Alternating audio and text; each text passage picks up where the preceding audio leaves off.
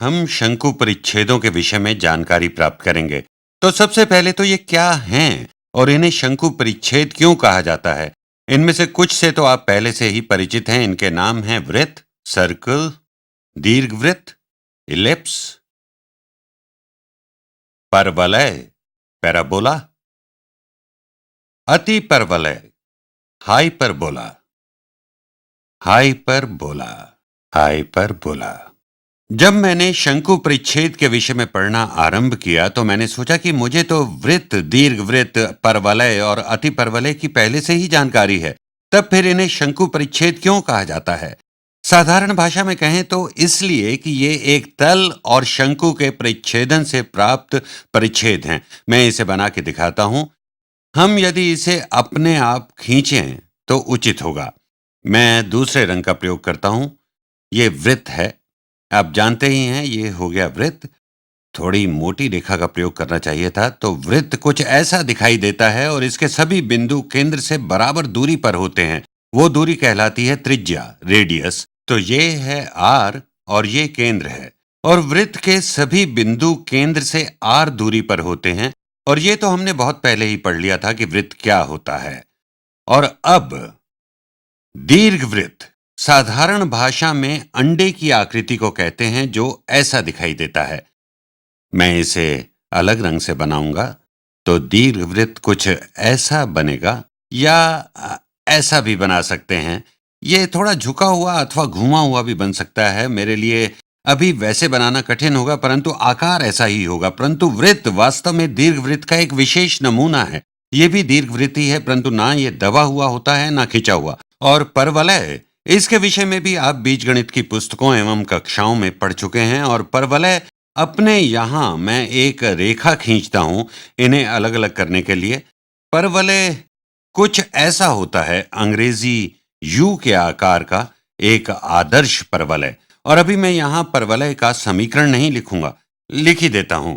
y बराबर x का वर्ग। आप इसकी दिशा बदल सकते हैं। ये परवलय ऐसा भी बन सकता है। ये होगा x बराबर y का वर्ग। और इसको आप घुमा भी सकते हैं। मैं समझता हूं आपको परवलय के आकार की जानकारी है। इसके आलेख खींचने की भी हम चर्चा करेंगे और इसके विभिन्न बिंदुओं की जानकारी भी प्राप्त करेंगे। और अब अंत में संभवतः आप अति परवलय के बारे में भी जानते होंगे। ये एकदम तो नहीं परंतु कुछ कुछ दो परवलयों की भांति दिखता है क्योंकि इसके वक्र थोड़े कम यू के आकार के और कुछ अधिक खुले होते हैं। मैं समझाऊंगा कि इसका क्या अर्थ है। तो अति परवलय कुछ ऐसा प्रतीत होता है। इसके लिए पहले खींचेंगे हम अक्ष, y अक्ष, x अक्ष। और यदि मुझे अति परवलय खींचना है तो मुझे पहले अनंत स्पर्शी रेखाएं खींचनी होंगी। ये केंद्र को काटते हुए जाती हैं। तो ये हो गई अनंत स्पर्शी रेखाएं। और अब अति परवलय खींचेंगे। अति परवलय कुछ ऐसे खींचा जाएगा। इसको यहां खींचते हैं। ये अनंत स्पर्शियों के बहुत समीप होगा। ये इन नीली रेखाओं के समीप और अधिक समीप होता जाएगा। और ठीक इसी प्रकार इस पक्ष में भी होगा। तो पहले हमने ग्राफ खींचा और बाद में यहाँ अतिपरवलय खींचे। बैंगनी रंग में ये अतिपरवलय खींच गए। मैंने वैसे ठीक नहीं किया।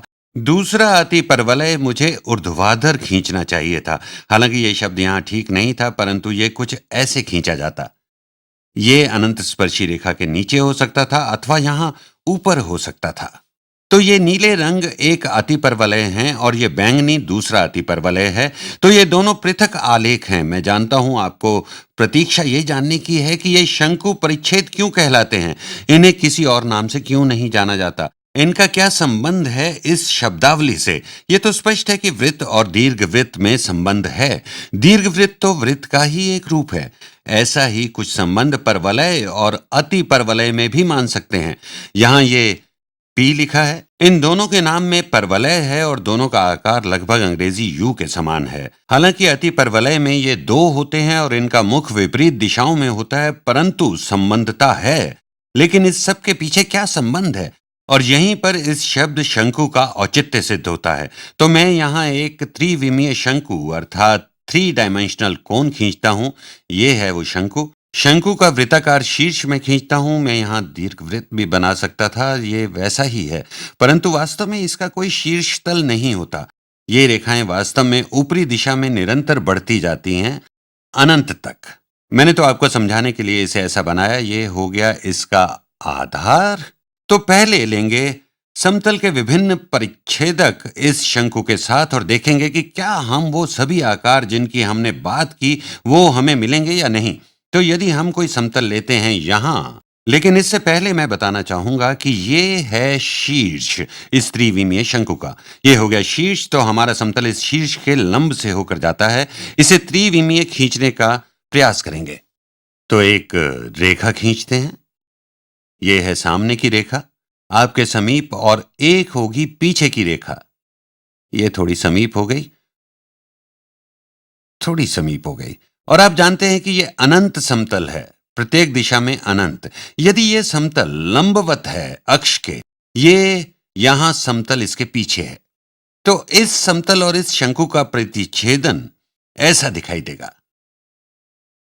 हम अभी इसे एक कोण से देख रहे हैं। यदि आप इसे ऊपर से देखें, यदि इसे ऊपर से नीचे देखें, और यदि इसे ऊपर से देखें, मैं यदि इसे ऊपर यहां ऐसे बनाऊं, हम इसे ऊपर से नीचे देखें, तब ये प्रतिच्छेदन दिखाई देगा एक वृत्त।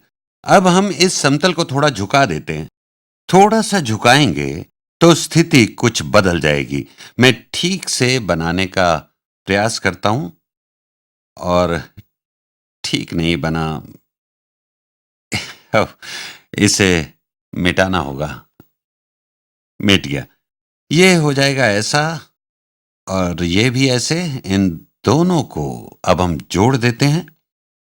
तो अब ये समतल है। अब इस समतल का प्रतिच्छेदन ना तो आयतीय है ना ही लंबवत इस त्रिविमीय शंकु के शीर्ष पर। अब यदि आप इस शंकु और समतल का प्रतिच्छेदन लें, यह आपको अपनी पुस्तकों में, अपनी कक्षाओं में समझने देखने को नहीं मिलेगा, परंतु यहां हम त्रिविमीय प्रतिच्छेदन को देखेंगे और इसे सत्यापित भी करेंगे।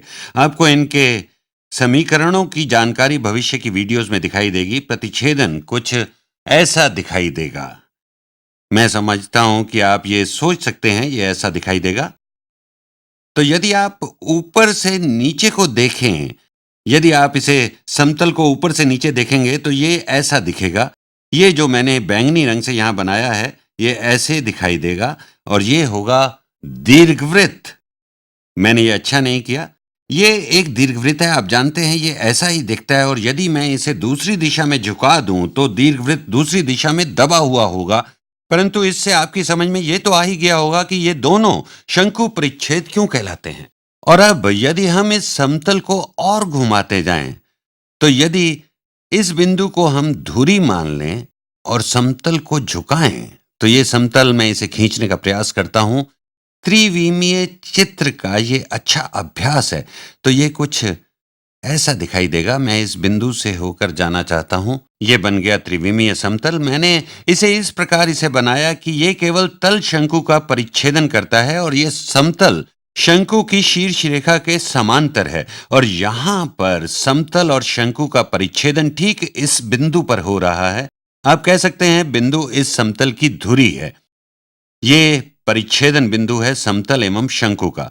तो ये परिच्छेदन कुछ ऐसा दिखाई देगा। ये ऐसा बनेगा, ये और नीचे जाएगा, और यदि इसे अलग से देखें तो ये ऐसा बनेगा। यदि समतल को ऊपर से देखें तो ये बिल्कुल ऐसा दिखाई देगा। अर्थात आपको परवलय मिल जाएगा, है ना रुचिकर।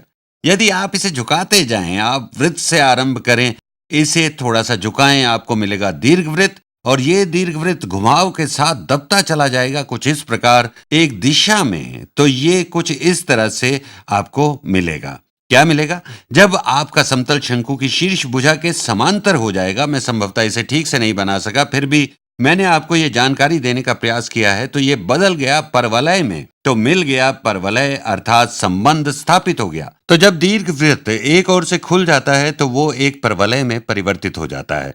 और यदि आप समतल को और झुका दें, मैं दूसरे रंग का प्रयोग करता हूं, तो ये शंकु के शीर्ष और आधार दोनों को काटता है। खींचने का प्रयास करूंगा। यदि ये समतल है और ठीक से नहीं बना, तो ये समतल कुछ ऐसा बनेगा।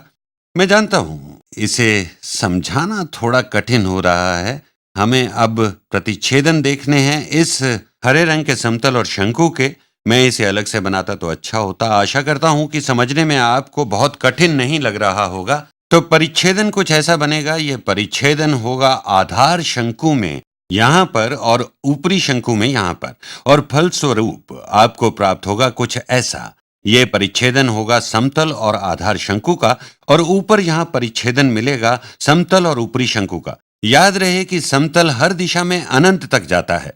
तो ये थी सामान्य जानकारी शंकु परिच्छेद के विषय में, और ये भी कि इन्हें शंकु परिच्छेद क्यों कहते हैं।